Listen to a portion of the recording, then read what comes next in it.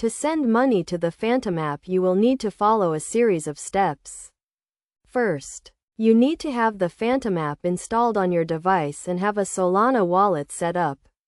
The Phantom app is a digital wallet that allows users to store, send, and receive Solana and other Solana-based tokens. Next, you will need to obtain the recipient's Phantom wallet address. This address is unique to each user and is required to send money to their Phantom app.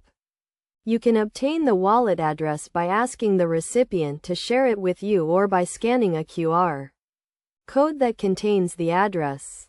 Once you have the recipient's wallet address, open your Phantom app and navigate to the Send tab.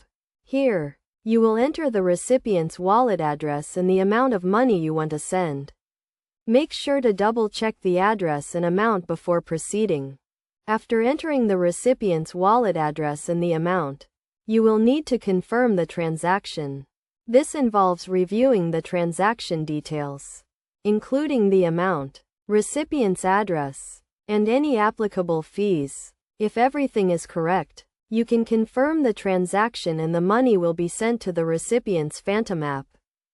It is essential to note that transactions on the Solana network are typically fast and have low fees.